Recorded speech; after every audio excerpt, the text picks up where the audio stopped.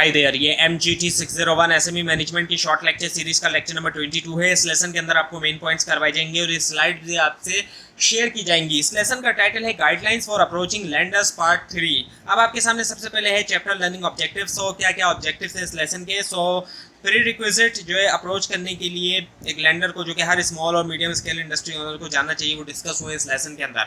सो commercial information. सो अगर आप जो है वो आपको ज़रूरत है क्रेडिट की फुलफिल करने के लिए न्यू और प्रॉफिटेबल कॉन्ट्रैक्ट, तो इम्पॉर्टेंट है कि आपके पास हो ऑल रिलेवेंट डॉक्यूमेंट्स, करस्पॉन्डिंग्स और quotation from supplier and buyer ready for discussion. और एडिशनली इसके अलावा इम्पॉर्टेंट है होना एक ड्राफ्ट का कॉन्ट्रैक्ट विद योर सप्लायर और बायर।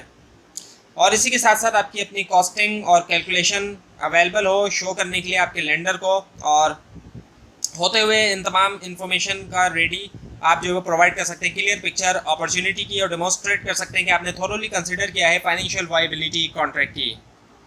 सो अगर आप जो है वो हासिल कर रहे हैं क्रेडिट फुलफिल करने के लिए एक्सपोर्ट ऑर्डर, इंपॉर्टेंट होता है कि आपके पास हो तमाम रिलेवेंट डॉक्यूमेंटेशन और इंफॉर्मेशन प्रिपेयर्ड। और ये इसलिए कि क्रेडिट फैसिलिटी जो आप ऑब्टेन करते हैं बैंक से will likely need to align हो आपके पेमेंट मेथड्स के साथ जो कि यूज़ करते हैं आपके सप्लायर, या स्पेसिफाई करते हैं आपके ओवरसीज बायर। सो इसी वजह से क्लियर अंडरस्टैंडिंग होना पेमेंट टर्म्स की and methods involve in the transaction वो क्रूशल है जब हासिल किया जाए क्रेडिट फुलफिल करने के लिए एक एक्सपोर्ट ऑर्डर। सो इम्पॉर्टेंट है, it is important not to sign firm contract with supplier या फिर कस्टमर डिस्कस करने से पहले क्रेडिट और पेमेंट मेथड अपने बैंक के साथ। सो अगर आप साइन करते हैं कॉन्ट्रैक्ट कंसल्ट करने से पहले अपने बैंक के साथ, सो डिफ़िकल्ट हो सकता है, ये इम्पॉसिबल होगा कि चेंज किया जाए टर्म्स को कॉन्ट्रैक्ट की बाद में। सो ये जो है इससे क्या होगा कि लिमिट लग जाएगी रेंज के ऊपर जो फाइनेंशियल फैसिलिटीज़ आपका बैंक जो है वो ऑफर कर सकता है आपको, और पोटेंशियली इम्पैक्ट करता है जो सक्सेस है ट्रांजैक्शन की। सो इसी वजह से क्रूशल है कि डिस्कशन होना बैंक के साथ फाइनलाइज करने से पहले कॉन्ट्रैक्ट को इंश्योर किया जाए, ताकि इंश्योर किया जाए कि आप जो है वो हासिल कर सकते हैं नेसेसरी क्रेडिट और फाइनेंशियल सपोर्ट जो है ट्रांजैक्शन के लिए। सो बिजनेस प्लान एक फॉर्मल डॉक्यूमेंट है जो आउटलाइन करता है एक सेट जो है बिजनेस गोल्स का, रीज़न के क्यों वो अचीवेबल हैं, और प्लान जो है अचीव करने के लिए उन गोल्स को। और इसमें इंक्लूड हो सकती है बैकग्राउंड इन्फॉर्मेशन ऑर्गेनाइजेशन के बारे में या फिर team attempting to achieve the goal. उसके बाद ये है कि एक बिजनेस प्लान जो है वो एक कॉम्प्रिहेंसिव डॉक्यूमेंट है जो प्रोवाइड करता है तमाम नेसेसरी इन्फॉर्मेशन स्टार्ट करने के लिए, रन करने के लिए, ग्रो करने के लिए, शट डाउन करने के लिए एक प्रॉफिटेबल वेंचर। और इसमें जो है वो इंक्लूड होते हैं डिफरेंट लेकिन रिलेवेंट डॉक्यूमेंट्स जो कवर करते हैं तमाम एस्पेक्ट एक न्यू बिजनेस वेंचर के। ओवरऑल एक बिजनेस प्लान सर्व करता है रोड मैप के तौर पे बिजनेस के लिए, और आउटलाइन करता है उसके गोल्स, स्ट्रेटजीज, फाइनेंशियल प्रोजेक्शंस और दूसरे इंपॉर्टेंट इन्फॉर्मेशन जो कि नेसेसरी होती हैं सक्सेस के लिए। नाउ दी आउटलाइन, एक आउटलाइन जो है बिजनेस प्लान की for a working capital facility. So the business, इसमें सबसे पहला है presentation of the sponsors share holders. ये सेक्शन बिजनेस प्लान का टिपिकली प्रोवाइड करता है इन्फॉर्मेशन इंडिविजुअल्स के बारे में या एंटिटीज़ के बारे में जो आप ऑन करते हैं and operate the company, including detail जो है उनके बैकग्राउंड के बारे में, क्वालिफिकेशन और जो रोल है बिजनेस में उसके बारे में, फिर background and history of the company business. So ये प्रोवाइड करता है एक ओवरव्यू कंपनी की हिस्ट्री का, इंक्लूडिंग कि कब उसको फाउंड किया गया, की माइलस्टोन और कोई भी नोटेबल अचीवमेंट या फिर चैलेंजेस। और इसमें इंफॉर्मेशन भी इंक्लूड होती है कंपनी के बिजनेस मॉडल के बारे में, प्रोडक्ट या सर्विस और टारगेट मार्केट। और उसके बाद है फिर परफॉर्मेंस टू डेट। ये सेक्शन प्रोवाइड करता है फाइनेंशियल कंपनी की फाइनेंशियल और operational performance to date, including revenue, expenses, profits और कोई भी दूसरे की परफॉर्मेंस इंडिकेटर। और ये हाईलाइट भी कर सकता है कोई भी मेजर एकम्प्लिशमेंट या फिर जो चैलेंज जिसने अफेक्ट किया है कंपनी की परफॉर्मेंस को। और उसके बाद है brief outline of the firm's objectives, strategies and policies. ये सेक्शन आउटलाइन करता है कंपनी के ओवरऑल ऑब्जेक्टिव्स और गोल, और इसी के साथ साथ स्ट्रेटजीज अचीव करने के लिए उनको। और ये इसमें इंक्लूड हो सकती है इन्फॉर्मेशन कंपनी की पॉलिसीज़ के बारे में या फिर policies about the company policies on issues कौन से इश्यूज़ पर कंपनी की जो पॉलिसीज़ हैं इश्यूज़ के ऊपर, जैसे कि ह्यूमन रिसोर्सेज, मार्केटिंग और रिस्क मैनेजमेंट। सो उसके बाद है फिर review of past turnover and future trading prospect. इसमें पहले है analysis of past years turnover by country customer, highlighting credit terms offered, payment performance and bad debts. So ये section examine करता है कंपनी के जो पास्ट फाइनेंशियल परफॉर्मेंस है and focusing on turnover by country और कस्टमर, और ये it includes an analysis of credit terms offer to customers, payment performance और बैड डेट्स, जो कि हेल्प करता है आइडेंटिफाई करने में पोटेंशियल रिस्क और इम्प्रूव अपॉर्चुनिटीज़ जो इम्प्रूवमेंट के लिए। और उसके बाद है analysis of firm orders received, prospect for further orders, customer credit worthiness and payment risk। ये सेक्शन जो है फोकस है इसका कंपनी की करंट और फ्यूचर ट्रेडिंग प्रॉस्पेक्ट्स के ऊपर, और एग्जामाइन करता है फर्म के ऑर्डर रिसीव्ड, आइडेंटिफाई करता है प्रॉस्पेक्ट फर्दर ऑर्डर्स के लिए, असेस करता है क्रेडिट वर्थिनेस कस्टमर की, मैनेज करने के लिए पेमेंट रिस्क। और ये एनालिसिस हेल्प करता है कंपनी को डेवलप करने के लिए इफेक्टिव स्ट्रेटजीज, इंक्रीज करने के लिए सेल्स और मिटिगेट करना पोटेंशियल रिस्क जो कि जुड़े हुए हैं फ्यूचर ट्रेडिंग प्रॉस्पेक्ट्स के साथ। उसके बाद है दी मार्केट। कमोडिटीज़ जो है वो ट्रेडेड प्रोडक्ट्स हैं जिसके अंदर इंक्लूड है agricultural product, metals, energy products और दूसरे रॉ मटेरियल। सो मार्केट जो होती है इन कमोडिटीज़ की इन्फ्लुएंस होती है बहुत से फैक्टर्स से, जैसे कि डिमांड और सप्लाई है, प्राइसिंग है और डिस्ट्रीब्यूशन है, मार्जिन है, प्रॉफिट्स है, कंपटीशन है और ट्रेंड्स है। उसके बाद है फिर प्रोडक्शन और प्रोक्योरमेंट।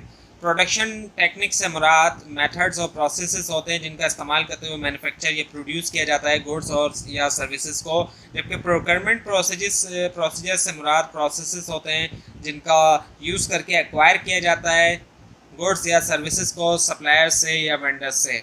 उसके बाद है फिर इनपुट के अंदर रॉ मटेरियल्स रिक्वायर्ड हैं, सोर्सेज हैं, सप्लायर्स हैं, कॉस्ट है, और ऑर्गेनाइजेशन में एंड मैनेजमेंट में इंटरनल मैनेजमेंट स्ट्रक्चर है, ordering, invoicing, back office procedures. So seventh है financial data, projected results, economic justification. इसमें पहला है plan capital and working capital expenditure. इसका मतलब है इन्वेस्टमेंट और company plan to make in its fixed asset and current assets respectively. Fixed asset में include हो सकती है प्रॉपर्टी, प्लांट और इक्विपमेंट, जबकि करंट एसेट में इंक्लूड हो सकती है इन्वेंटरी, अकाउंट रिसीवेबल और कैश। सो कैपिटल एक्सपेंडिचर जो होते हैं ये लॉन्ग टर्म इन्वेस्टमेंट होते हैं जिसका एम होता है इम्प्रूव करना कंपनी की प्रोडक्शन कैपेबिलिटीज़ को, जबकि वर्किंग कैपिटल एक्सपेंडिचर जो होते हैं वो शॉर्ट टर्म इन्वेस्टमेंट होती हैं और इनका एम होता है सपोर्ट करना कंपनी की डे टू डे ऑपरेशंस को। उसके बाद फिर requirement for short term credit facility and payment methods to be used. So एक कंपनी को जो है वो कंपनी में require short term credit facility finance करने के लिए उसका जो प्लान कैपिटल है और जो वर्किंग कैपिटल एक्सपेंडिचर है। और शॉर्ट टर्म क्रेडिट फैसिलिटीज़ जो है वो लोन होते हैं जिनको लाजमी रीपे होना होता है विद इन ईयर या फिर उससे भी कम। और जो पेमेंट मेथड यूज़ करती हैं कंपनी डिपेंड करता है नेचर ऑफ ट्रांजैक्शन के ऊपर और इंक्लूड हो सकता है कैश, चेक, क्रेडिट कार्ड या फिर इलेक्ट्रॉनिक पेमेंट मेथड। उसके बाद है फिर cash flow of operation transaction. Cash flow से मुराद इनफ्लो और आउटफ्लो होता है कैश का कंपनी के अंदर। पॉजिटिव कैश फ्लो क्रूशल होता है कंपनी की सस्टेनेबिलिटी के लिए और ग्रोथ के लिए, और वो जनरेट होता है इफेक्टिव मैनेजमेंट जो है कंपनी ऑपरेशन की और फाइनेंशियल एक्टिविटीज़ से। और उसके बाद है फिर projected profit and loss and balance sheet. So profit and loss statement और बैलेंस शीट जो है ये फाइनेंशियल स्टेटमेंट्स होते हैं जो कि प्रोवाइड करते हैं इंफॉर्मेशन कंपनी के रेवेन्यूज, एक्सपेंसेस, प्रॉफिट्स, एसेट्स और लाइबिलिटीज़ के बारे में। उसके बाद economic benefits of the project, net foreign currency earnings. So economic benefits जो होते हैं एक प्रोजेक्ट के वो मेजर्ड होते हैं in terms of net foreign currency earnings, जिससे मुराद अमाउंट होता है फॉरेन करेंसी जो कि अर्न होती है बाय कंपनी उसकी इंटरनेशनल ट्रेड एक्टिविटीज़ के ज़रिए। और ये जो अर्निंग होती है इनका इस्तेमाल करते हुए फाइनेंस किया जा सकता है फ्यूचर इन्वेस्टमेंट को, रीपे करना डेट को और डिस्ट्रीब्यूट करना प्रॉफिट्स शेयर होल्डर्स को। सो now the feasibility study. Feasibility study की जाती है ताकि एवेल्यूएट किया जाए वाइबिलिटी एक बिजनेस की या फिर प्रपोज वेंचर की, और ऑब्जेक्टिव होता है आइडेंटिफाई करना स्ट्रेंथ्स और वीकनेसेस बिजनेसेस की, अपॉर्चुनिटीज़ और थ्रेट्स जो कि प्रेजेंट करता है एनवायरनमेंट, एंड रिसोर्सेज रिक्वायर्ड जो रिक्वायर्ड होते हैं कैरी आउट करने के लिए वेंचर को।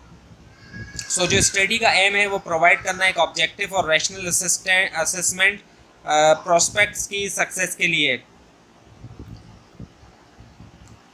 सो फिजिबिलिटी स्टडीज़ जो है वो टिपिकली तौर पे परफॉर्म होती हैं मीडियम या फिर लॉन्ग टर्म प्रोजेक्ट्स के लिए और यूज़ किया जाता है इवेल्यूएट करने के लिए वाइबिलिटी जो है प्रोजेक्ट की।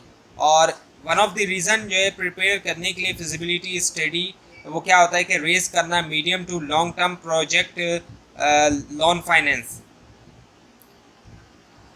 सो स्टडी जो है वो प्रोवाइड करती है इंफॉर्मेशन जो कि हेल्प करती है लैंडर्स को इवेल्यूएट करने में जो रिस्क एसोसिएट होता है प्रोजेक्ट के साथ, and make inform decision on whether के क्या लैंड किया जाए, whether to lend funds for the project. So now the checklist for feasibility study the business. इसमें सबसे पहले है presentation of the sponsor shareholder, यानी कि ओवरव्यू जो है ये सेक्शन प्रोवाइड करता है एक ओवरव्यू इंडिविजुअल्स का या एंटिटीज़ का जिन्होंने इन्वेस्ट किया होता है कंपनी के अंदर and have an ownership stake in it. और उसके बाद है फिर background and history of the company business, यानी कि ये सेक्शन प्रोवाइड करता है इन्फॉर्मेशन जो है हिस्ट्री के बारे में कंपनी की, इंक्लूडिंग उसकी फाउंडिंग, ग्रोथ, माइलस्टोन्स अचीव।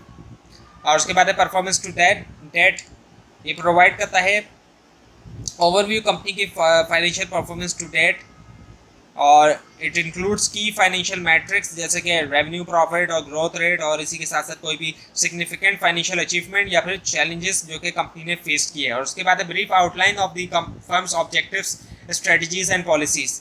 ये सेक्शन आउटलाइन करता है कंपनी के ऑब्जेक्टिव्स इंक्लूडिंग उसकी मिशन स्टेटमेंट्स और ओवरऑल स्ट्रेटेजिक गोल्स। सो इसके बाद है फिर the export programme and equipment required. So इसमें सबसे पहले है detail description of the proposed programme. So ये सेक्शन प्रोवाइड करता है एक कॉम्प्रिहेंसिव डिस्क्रिप्शन प्रोपोज्ड प्रोग्राम का, इंक्लूडिंग डिटेल्स जैसे कि buyer name, the goods to be sold, quantities, quality standard, shipment schedule, prices, shipping terms, packing conditions, inspection procedure और कोई भी दूसरी फॉर्मेलिटीज़ जो कि इन्वॉल्व होती हैं ट्रांजैक्शन में। और उसके बाद है details of equipment required, sources and cost. ये सेक्शन आउटलाइन करता है इक्विपमेंट जो कि ज़रूरी है needed to carry out the proposed programme, including उसके सोर्सेज और cost, and it includes detail on any किसी भी कोई भी जो स्पेशलाइज मशीनरी है, टूल्स है या फिर सॉफ्टवेयर रिक्वायर्ड, और इसी के साथ साथ उनकी एस्टिमेटेड कॉस्ट। उसके बाद है फिर the market. So production technique या फिर प्रोक्योरमेंट प्रोसीजर्स जो है वो मेथड्स होते हैं जो कि यूज़ किया जाता है प्रोड्यूस करने के लिए या एक्वायर करने के लिए गुड्स या सर्विस मार्केट के अंदर। एक मैन्युफैक्चरिंग मार्केट में प्रोडक्शन टेक्निक के अंदर इंक्लूड हो सकता है मास प्रोडक्शन, कस्टमाइज प्रोडक्शन या फिर असेंबली लाइन प्रोडक्शन, जबकि प्रोक्योरमेंट प्रोसीजर में इन्वॉल्व होता है सोर्सिंग करना न्यू रॉ मटेरियल को डोमेस्टिक या इंटरनेशनल सप्लायर से, नेगोशिएशन कॉन्ट्रैक्ट्स और मैनेज करना सप्लाई चेन। उसके बाद फिर प्रोडक्शन और प्रोक्योरमेंट। सो जो मार्केट है ट्रेडेड प्रोडक्ट्स के लिए और कमोडिटीज़ के लिए वो डायनेमिक है और इन्फ्लुएंस होती है बहुत से फैक्टर्स से, जैसे कि सप्लाई और डिमांड, प्राइसिंग, डिस्ट्रीब्यूशन, मार्जिन्स और प्रॉफिट्स, और कंपटीशन और ट्रेंड्स। सप्लाई और जो डिमांड होती है कमोडिटीज़ की वो अफेक्ट होती है फैक्टर्स से, जैसे कि वेदर, जियोपॉलिटिकल इवेंट्स और गवर्नमेंट पॉलिसीज़। और प्राइसिंग जो होती है कमोडिटीज़ की वो लार्जली डिटरमाइंड होती है सप्लाई और डिमांड से, प्रोडक्शन कॉस्ट, ट्रांसपोर्टेशन कॉस्ट और गवर्नमेंट पॉलिसीज़।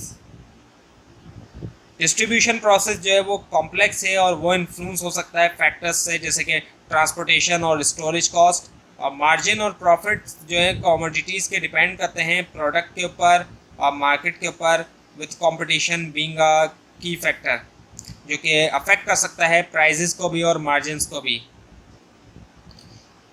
और जो ट्रेंड होते हैं मार्केट के अंदर वो इन्फ्लुएंस हो सकते हैं चेंजेस आना टेक्नोलॉजी के अंदर, शिफ्ट होना कंज्यूमर डिमांड और जियो पॉलिटिकल इवेंट्स। सो इनपुट्स के अंदर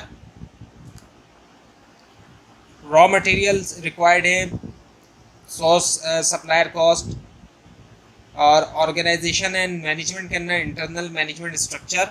सो जो इंटरनल मैनेजमेंट स्ट्रक्चर होता है कंपनी का, इससे मुराद तरीका जिसके अंदर एक ऑर्गेनाइजेशन स्ट्रक्चर्ड होती है और कैसे डिफरेंट डिपार्टमेंट्स और रोल ऑर्गेनाइज होते हैं और मैनेज होते हैं। और उसके बाद है फिर ऑर्डरिंग से मुराद जो है वो प्रोसेस है रिक्वेस्टिंग का और एक्वायर करने का गुड्स या सर्विसेज सप्लायर्स है। और इनवाइसिंग से मुराद जो है process of billing customer for goods और service that have been provided, जो कि प्रोवाइड किए जा चुके हैं।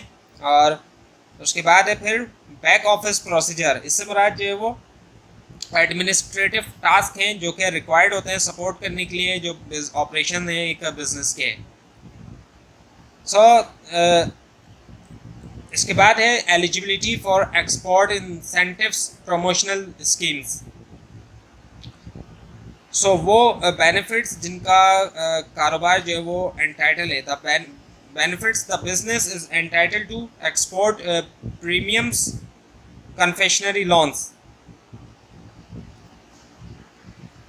Financial data, projected results, economic justification. Plan capital और वर्किंग कैपिटल एक्सपेंडिचर जो है एक प्रोजेक्ट के लिए इन्वॉल्व इन्वेस्टिंग इन इक्विपमेंट और raw material necessary for operation, और ये रिक्वायर करता है फाइनेंसिंग जिसको ऑब्टेन किया जा सकता है क्रेडिट और पेमेंट मेथड के थ्रू।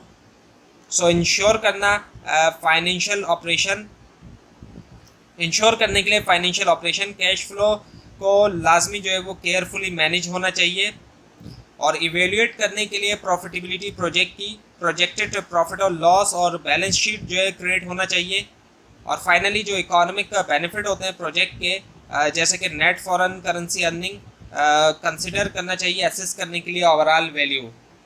तो ये थी आज की वीडियो। आपको अगर इस बारे में कोई क्वेश्चन है नीचे कमेंट कीजिए, इसके अंदर कोई मिस्टेक दिखाई दे वो भी ज़रूर हाईलाइट कीजिए। और इस फाइल को आप नीचे डिस्क्रिप्शन बॉक्स में दिए गए लिंक से हासिल कर सकते हैं, लेकिन अगर आपको लिंक ना दिखाई दे उसके लिए आप नीचे कमेंट कीजिए। और इस पूरी सीरीज़ को देखने के लिए इस चैनल को सब्सक्राइब कीजिए, बेल आइकन के ऊपर क्लिक कीजिए। Thanks for watching this video and best of luck for your exams.